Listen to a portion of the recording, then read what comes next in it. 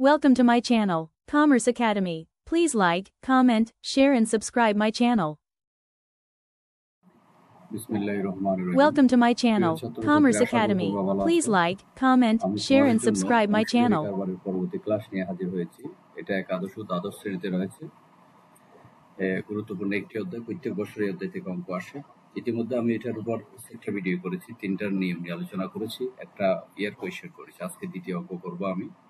ধারাবাহিক আলোচনা, অবশ্যই সবগুলা ধারাবাহিকভাবে ক্লাস 1 থেকে দেখে আসতে হবে। 1 নম্বর ক্লাস থেকে দেখে আসলে যে কেউ সহজে অধ্যায়টা করে ফেলতে পারবে। তাহলে আমি আজকে আরেকটা যে অঙ্কে যাচ্ছি। আজকে আমার অঙ্ক হচ্ছে এটা উদাহরণ 2। বইয়ের পিডিএফ লিঙ্ক অবশ্যই ভিডিও ডেসক্রিপশনে পাওয়া যাবে। আর যাদের লেকচার পাবলিকেশন বই আছে এরা তো বই এটার মধ্যে পাবে। আর এগুলো যদি ইয়ার কোয়েশ্চেন বিভিন্ন ইয়ারও এটা পাওয়া যায়। তাহলে আমরা এখন উদাহরণ 2 আলোচনা করতেছি। উদাহরণ 2 এটা ঢাকা বোর্ডের 2023 সালে এসেছে ঢাকা বোর্ডে। আমাদের কোয়েশ্চেন আছে জন ও জেন একটি অংশীদারের কারবারে 2 জন অংশীদার। তাহলে কয়জন অংশীদার আছে? 2 জন অংশীদার আছে, একজন জন আর একজন জেন। অংশীদার 2022 সালে 1 জানুয়ারি তারিখে তারা যথাক্রমে 1,40,000 ও 1,20,000 টাকা মূলধন নিয়ে ব্যবসা শুরু করে। এখানে ব্যবসা শুরু করে আছে, মূলধন নিয়ে ব্যবসা শুরু করে দুজনে। এরপর অংশীদারি চুক্তি অনুযায়ী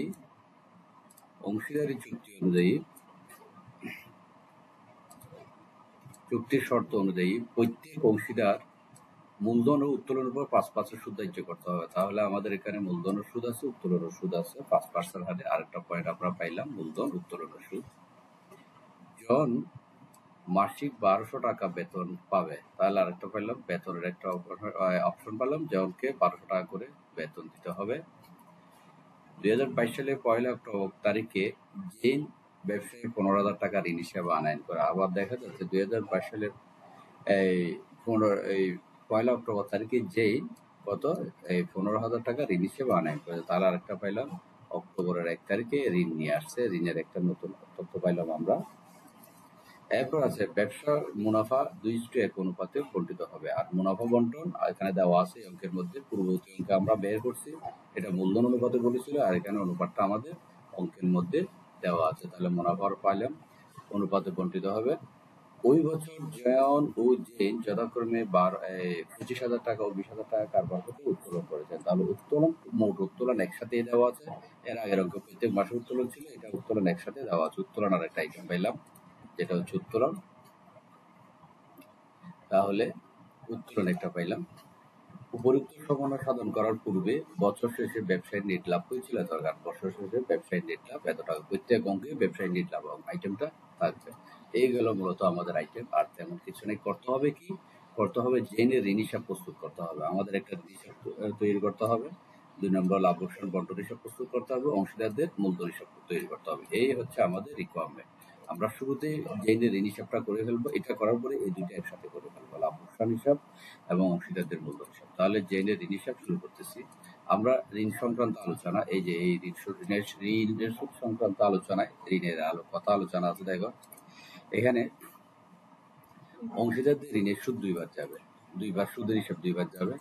একবার লাভ লোকসান বন্টন হিসাবে ডেবিট পাশে, একবার লাভ লোকসান বন্টন হিসাবে ডেবিট পাশে ঋণের সুদ হিসাবে যাবে। পরের বার অংশীদারদের ঋণ হিসাবের ক্রেডিট পাশে দেখা যাবে। এই যে অংশীদারদের ঋণ হিসাব, এই অঙ্কের মধ্যে অংশীদারদের ঋণ হিসাব এটা করতে বলা হচ্ছে, জেনের ঋণ হিসাবটা করতে বলা হচ্ছে, এই যে জেনের ঋণ হিসাব। তাহলে আমরা অংশীদারদের ঋণ হিসাব করতে হবে। এগুলো মূলত ঋণ হিসাবটা হচ্ছে একটা খতিয়ান, সবগুলাই খতিয়ান। লাভ লোকসান আবন্টনও খতিয়ান, অংশীদারদের মূলধনও খতিয়ান। জেনের ঋণ হিসাব একটা, এখানে শুধু একজনের হিসাব আমরা করবো, ঋণ হিসাবটা। তাহলে ঋণ হিসাবের কলামটা আমরা যদি দেখি, এটা আধুনিকের কলাম। জেনের ঋণ হিসাব কোড, হিসাবের কোড নাম্বার এগুলো দিলেও দিতে পারো, না দিলেও সমস্যা নাই।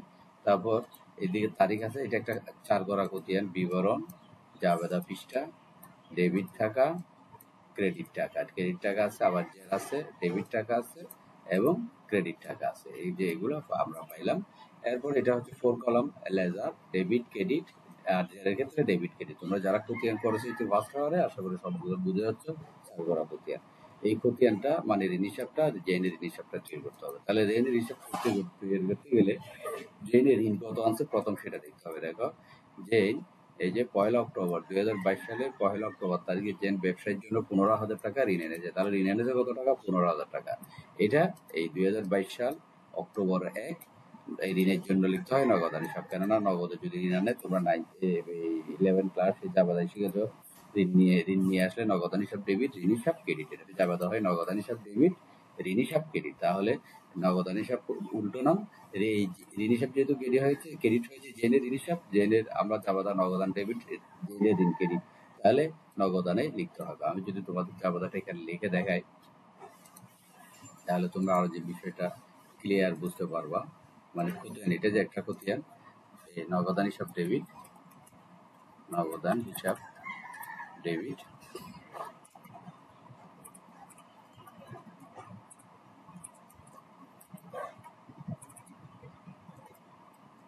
তো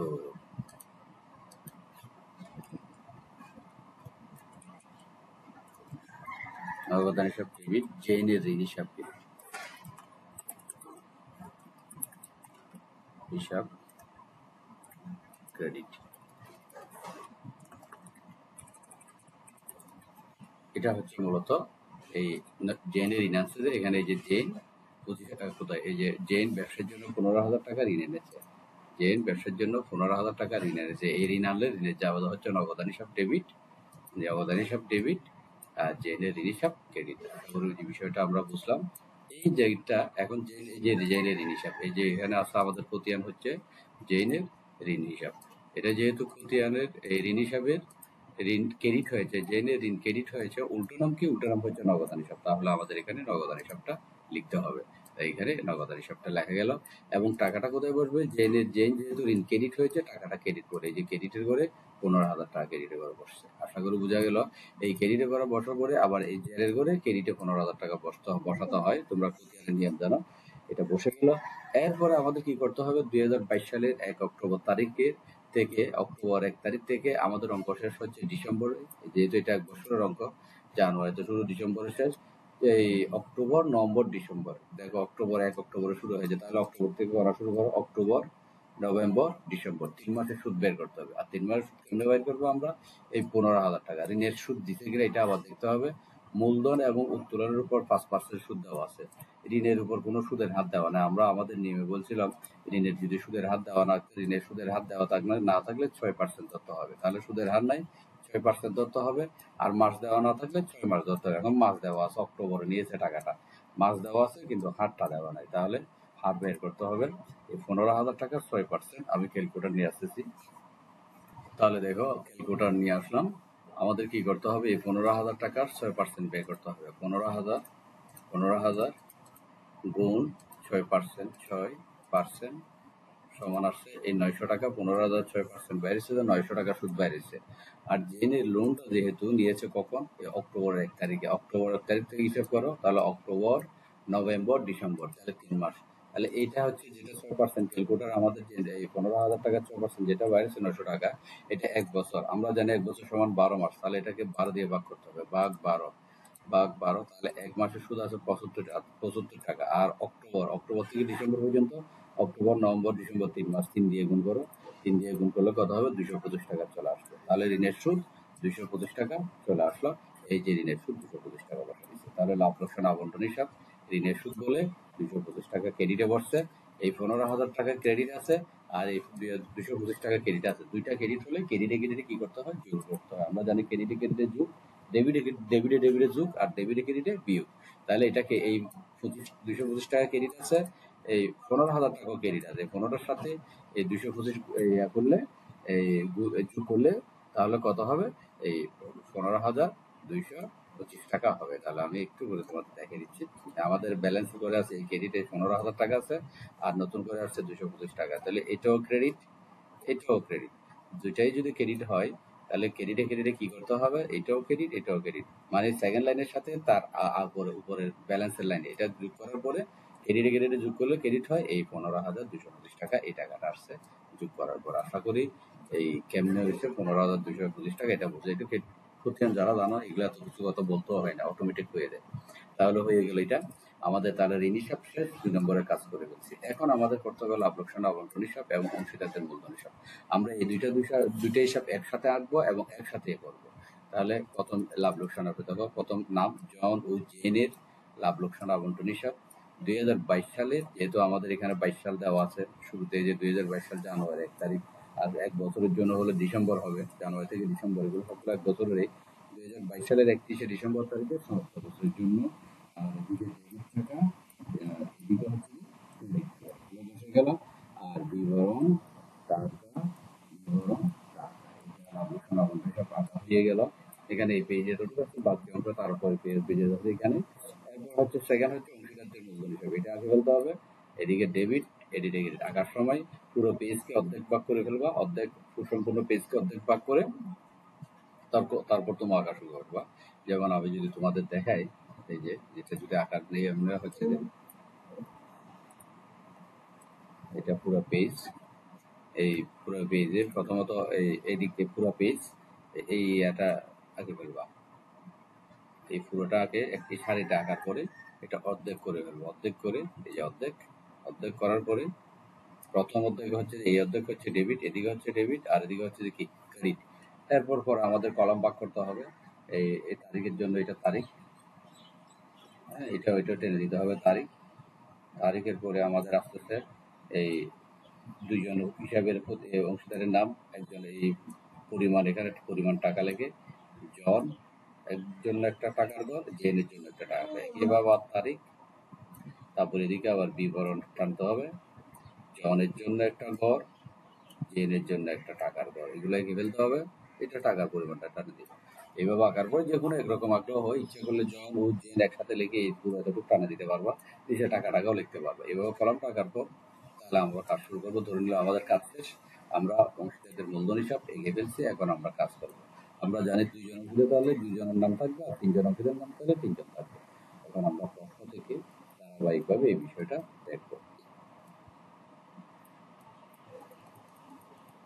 এই যে প্রশ্ন আমাদের, তাহলে আমরা এখন এই অংশীদারদের 2022 সালের 1 জানুয়ারি তারিখে তারা যথাক্রমে 1,40,000 টাকা এবং 1,20,000 টাকা মূলধন নিয়ে ব্যবসা শুরু করেন।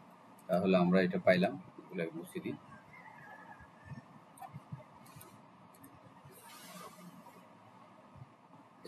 এই যে 2022 সালের 1 জানুয়ারি তারিখে তারা যথাক্রমে 1,40,000 টাকা ও 1,20,000 টাকা মূলধন নিয়ে ব্যবসা শুরু করেন। তাহলে এই ব্যবসা শুরু করেন বলছে বিদায় আমাদের নগদান হিসাব লিখতে হবে। ব্যবসা শুরু করেন হিসাব লিখে আগেরটাই ব্যালেন্স বিডি লিখছি, এখন লিখতে হবে নগদান হিসাব। দেখো এই যে নগদান হিসাব, ব্র্যাকেটে প্রারম্ভিক মূলধন, যেহেতু শুরু করেছে বলছে তাই। তাহলে জয়েনের ঘরে 1,40,000, জনের ঘরে 1,40,000, জেনের ঘরে 1,20,000, তাহলে শেষ মূলধন হিসাবে একবার আসে, এখানে এতটুকুর মধ্যে এটা শেষ। এটা করার পরে সাথে সাথে আমরা আরেকটা বিষয় করে ফেলবো, এই যে মূলধনের সুদ, এখানে উত্তোলনের সুদের কথা আছে, মূলধনের সুদের কথা আছে, উত্তোলনের সুদের কথা আছে। মূলধনের সুদ 5%, এটা বের করে ফেলবো। তাহলে আমরা মূলধনের সুদ কয়বার যায়, 2 বার যায়। এই 1,40,000 টাকার 5%, 1,20,000 টাকার 5%। আমি ক্যালকুলেটরটা নিই, 1,40,000 × 5, 1,40,000 5% হচ্ছে 7,000 টাকা মূলত। 5% সমান হচ্ছে 7,000 টাকা আসছে। তাহলে একটা পাইলাম 7,000 টাকা, আর 1,20,000 5% হবে 6,000। দেখো 1,20,000 ইন্টু 5%, তাহলে এটা হচ্ছে যে 6,000। এই যে 6,000 টাকা, একটা 7,000, একটা 6,000। দেখো এই যে লাভ লোকসান আবন্টন হিসাব, মূলধনের সুদ ক্রেডিট পাশে যায়, আমরা আগে শিখেছি 7,000 টাকা, 6,000 টাকা, একটা বসে গেল। এরপরে আমরা এটা আবার কোথায় যাবে, এটা আমাদের যাবে যে ওই মূলধন হিসাবে, লাভ লোকসান আবন্টন হিসাবে দিচ্ছে কিনা দেখি আমরা। লাভ লোকসান আবন্টনে এই যে দেখো অংশীদারদের মূলধন হিসাব, এটা লাভ লোকসান আবন্টন হিসাব, এই লাভ লোকসান আবন্টন হিসাব, ডেবিট পাশে অংশীদারদের মূলধন হিসাব, ব্র্যাকেটে মূলধনের সুদ বলে জনের টাকা 7,000 টাকা, জেনের টাকা আছে দেখো 6,000 টাকা, অপর পেজে গেছে, অর্ধেক এখানে আসছে, ওদের ওদিকে গেছে। এই যে জেন 6,000 টাকা, তাহলে 7 এবং 6 টোটাল যোগ করে 13,000 টাকা আউটার কাম বসে গেছে। আমরা জানি মূলধনের সুদ 2 বার দেয়, 2 বার চলে গেল। এরপরে যদি আমরা দেখি উত্তোলনের সুদ 5% বের করতে হবে। এখন এই দেখো এখানে উত্তোলন যে টাকাটা করছে, ওই বছর জন ও জিন যথাক্রমে 25,000 এবং 20,000 টাকা করে কারবার হতে উত্তোলন করেছে বলেছে, কিন্তু কোন তারিখে বলেছে উত্তোলন করার তারিখ উল্লেখ নাই। তাহলে তারিখ উল্লেখ না থাকলে আমরা বলছিলাম কি 6 মাসের সুদ বের করতে হবে। উত্তোলনের সুদের তারিখ উল্লেখ না থাকলে 6 মাসের সুদ বের করতে হয়, উপরে নিয়ম। তোমাদের এগুলো আগে শিখেছি, তারপরে একটু দেখিয়ে দিচ্ছি যে কোন তারিখে নগদ টাকা উত্তোলন করা হয়েছে তা উল্লেখ না থাকলে 6 মাসের সুদ বের করতে হবে। তাহলে আমাদের 6 মাসের সুদ বের করব। আমাদের টাকা হচ্ছে কত টাকা? এই 25,000 টাকা। 25,000 টাকার কত পার্সেন্ট? 5%। 25,000 টাকার 5%, 25 ইন্টু 5% আছে 1250 টাকা। এটা হচ্ছে পুরো 1 বছরের সুদ। ক্যালকুলেটারে যে কোনো পার্সেন্ট মানে 1 বছর। এখন 6 মাসের হলে 12 দিয়ে ভাগ 12, 12 বছর মানে 12 মাস মানে 1 বছর গুণ 6, তাহলে কত আসে? 625 টাকা বের হচ্ছে। তাহলে একটা বাইরেছে যে 25,000 টাকা, 6 মাসের বাইরেছে যে 625 টাকা। দেখো উত্তোলনের সুদ দিচ্ছে কিনা আমরা চেক করি। উত্তোলনের সুদ আবন্টন হিসাবের ক্রেডিট পাশে যাবে। এই যে আবন্টন হিসাব, লাভ লোকসান আবন্টন হিসাব, এটাতে লাভ লোকসান আবন্টন হিসাব দেখবে ক্রেডিট পাশে দিচ্ছে কিনা। অংশীদারদের মূলধন হিসাব, ব্র্যাকের উত্তোলনের সুদ জন 625 টাকা, জন 625 টাকা, এটা চলে আসছে। এবার জেনেরটা বাইর করি। জেন হচ্ছে যে কত টাকা? 20,000 টাকার উপর এই কত পার্সেন্ট? 5%। এই 5%টা 20,000 টাকার 5%,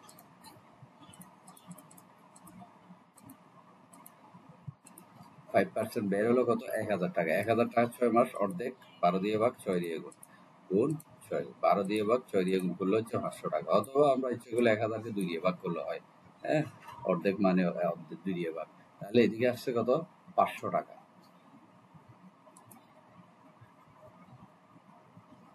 এই যে জেন 500 টাকা। তাহলে এই দুইটা যোগ করে 1125 টাকা চলে আসছে, এখানে হয়ে গেল এটা। এরপর এটা আবার কোথায় যাবে? মূলধন হিসাবে যাবে। দেখো মূলধন হিসাবে দিচ্ছে কিনা। মূলধন হিসাবে ডেবিট পাশে যে লাভ লোকসান আবন্টন হিসাব, উত্তোলনের সুদ 625 টাকা জেনের জনের করে, 500 টাকা জেনের করে। তাহলে বসে গেল উত্তোলনের সুদ 2 বার। এরপরে যদি আমরা যাই পরের কি আছে দেখি, কোয়েশ্চেন দেখি একটু এরপরটা কি। তাহলে ওইটাও চলে গেল, এটা চলে। এরপর একটা রয়ে গেল, এই ঋণেরটা তো করে ফেলছি, ঋণের সুদ হয়ে গেছে।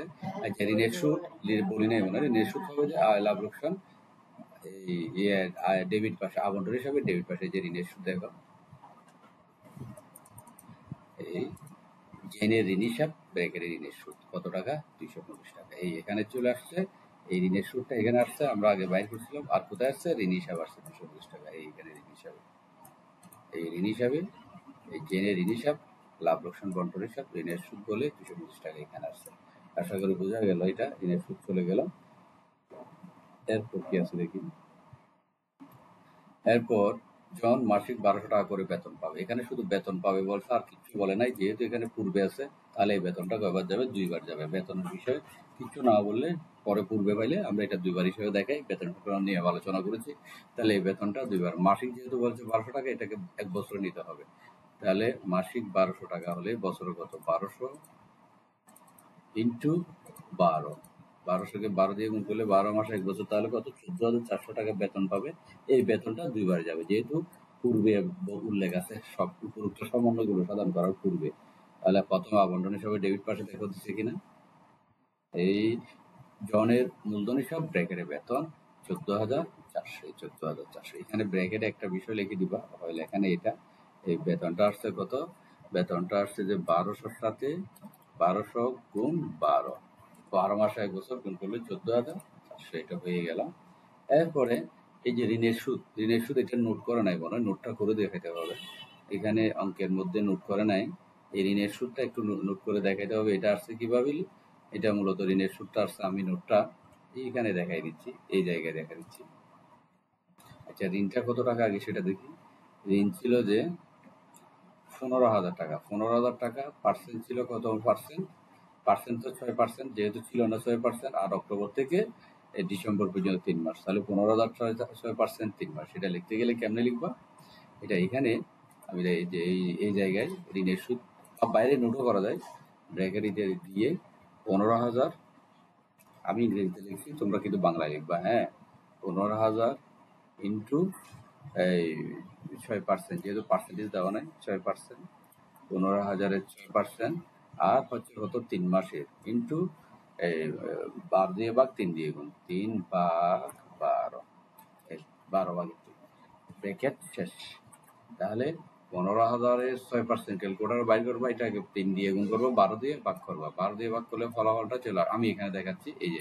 তবে লেখাটা এখানে হবে, ঋণের সুদের পাশে লেখাটা হবে, পরিষ্কার দেখার জন্য আমি উপরে রাখছি এটা। তাহলে এটা বুঝলাম। ক্যালকুলেটর আমরা যদি আগেও বাইর করে দেখাচ্ছি, আরেকবার বাইর করে দেখাচ্ছি, দেখো হয় কিনা।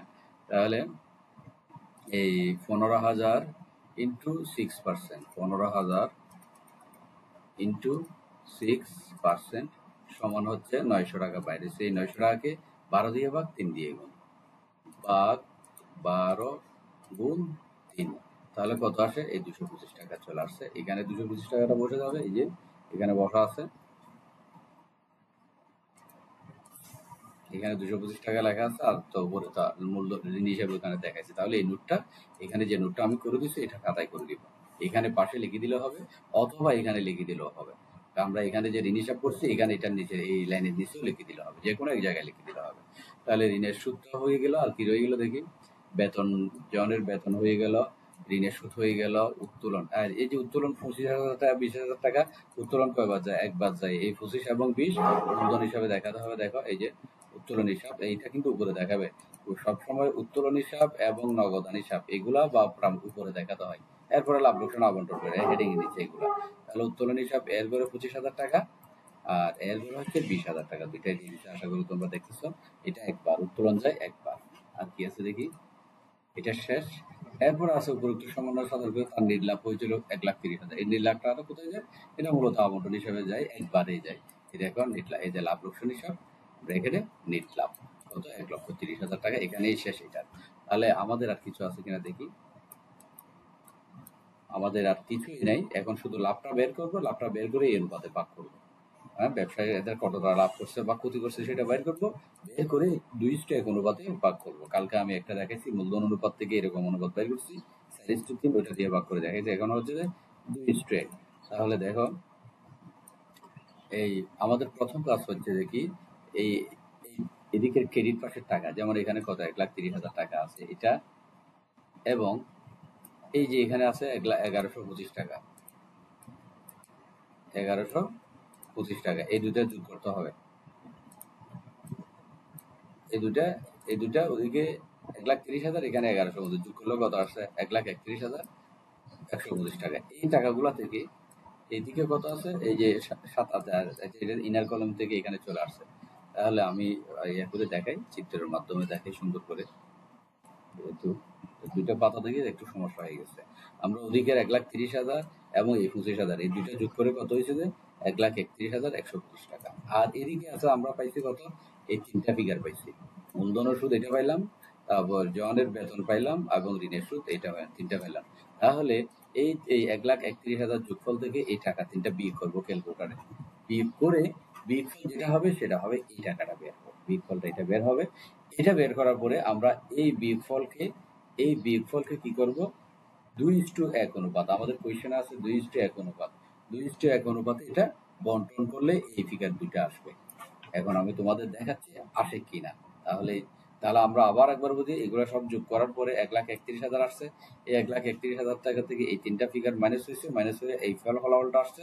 এই ফলাফলটাকে 2:1 অনুপাতে ভাগ করলে এই ফিগারটা আসবে। এটা আসলে এটা হচ্ছে আমাদের কি বের হবে? মুনাফার অংশ বের হবে। আমরা অংশীদারদের মূলধন হিসাব, ব্র্যাকেটে মুনাফার অংশ লিখে একজনের নাম, চেনের নাম দিয়ে তার টাকাগুলো লিখে ইনার কলমে এটা দেখাই দিতে হবে। তাহলে দেখি মিলে কিনা। ক্যালকুলেটর নিয়ে আসতেছি আমি। তাহলে আমাদের টাকা হচ্ছে যে এই কত? 1,31,225 টাকা।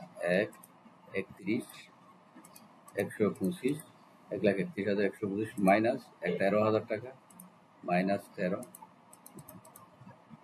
মাইনাস 14,400, 14,400, মাইনাস 225 টাকা, 225। তাহলে কত আসে দেখো?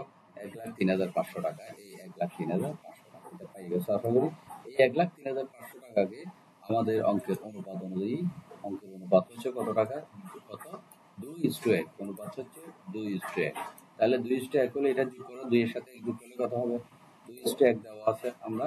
তাহলে এখানে যদি দেখাই, দেওয়া আছে 2:1, তাহলে এটা যোগ করা আবার 2+1, 2+1 সমান কত হয়? সমান হয় 3।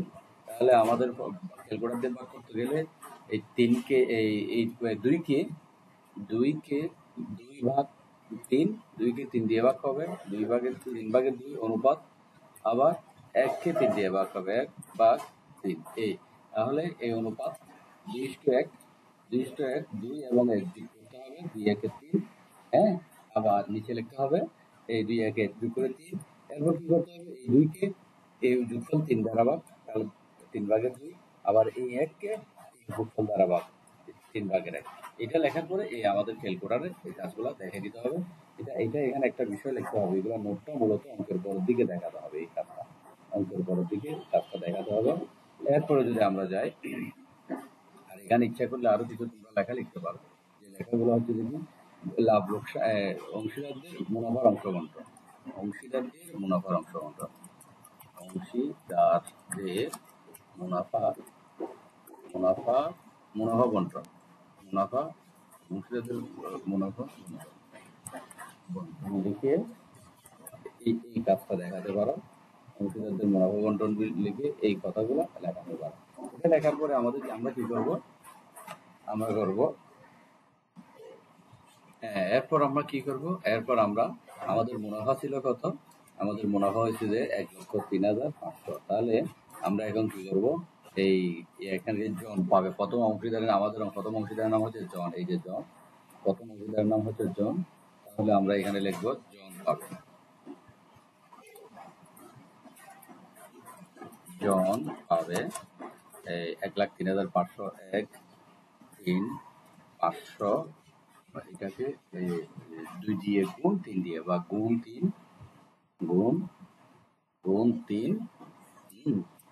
ভাগ 2, এটা গুণ 3 ভাগ 2। এটাকে আমরা কি করবো? এখন 3 দিয়ে ভাগ 2 দিয়ে গুণ করবো,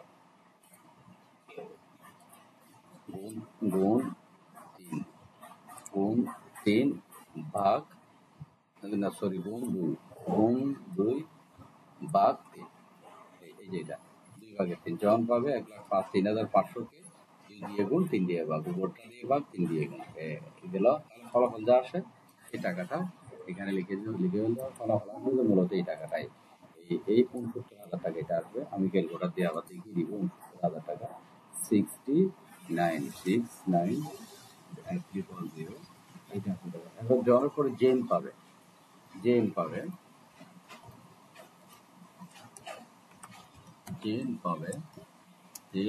বলে 1,03,103,500, এটা কত? গুণ 3/1 ভাগ, এটা হবে যে গুণ এটা 3/1। এই যে এটা হচ্ছে এই যে 3/1, এটা দিয়ে দিলে হয়ে গেল 3/1। এক করতে হলো না, 3/1। এটার ফলাফল কত আসবে? এটার ফলাফল এখন আমাদের পরবর্তী ফিগারটা আসবে কত আসে দেখি। এখানে হচ্ছে 34,500। ক্যালকুলেটর দিয়ে আমি দেখিয়ে দিব। এখানে আসছে 34,500,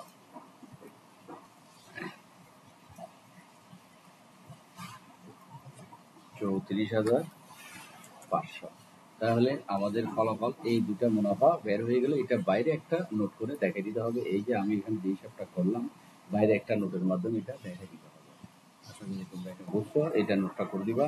এখন এই যে 69,000 হয়েছে কিনা আমরা ক্যালকুলেটর দিয়ে যদি চেক করি, দেখো 1,03,500 দেওয়া আছে, ভাগ 3 গুণ 2, ভাগ 3 গুণ 2।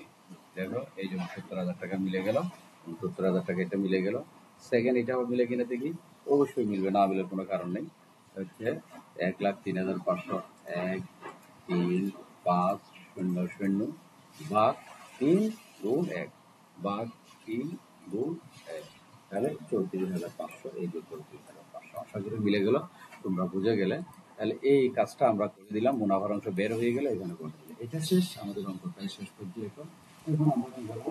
এই মুনাফার অংশটাকে এখানে নিয়ে আসছে, যে মূলধন হিসাবে, অংশীদারদের মূলধন হিসাবে ক্রেডিট পাশে মুনাফার অংশ যার যার টাকা, একটা হচ্ছে 69,000 আর একটা হচ্ছে 34,500 দিচ্ছে। 69,000 টাকা, 34,500 টাকা। আশা করি পাইলে। আর ওই যে আমরা বেতন বাইর করছিলাম, বেতন কিন্তু দুইবার, একবার এখানে আসছিল, এই যে কোথায়, একবার বেতন লাভ লোকসান আবন্টন হিসাব আসছিল এই যে 14,400, আর একবার এখানে আসছিল 14,400 জনের ঘরে। তাহলে আমাদের সকল আইটেম শেষ, এখন আমাদের মিলানোর পালা, মিলানোর পালা। আমি এটা মিলিয়ে এই ক্লাসটা শেষ করবো এখনই। তাহলে এই যে আমাদের কাজ করতেছে কি, এই যে এই জনের এই টাকাগুলো যোগ করতে হবে, সব যোগ করে যোগফল 2,30,000 টাকা পাইছি। এরপরে জনের ডেবিট পাশে এই টাকাগুলা, এই দুইটা টাকা আছে, ডেবিটের যোগফল থেকে এই দুইটা টাকা কি করতে হবে, বিয়োগ করতে হবে, বিয়োগ করলে এই ফলাফলটা চলে আসবে। আশা করি বোঝা গেল।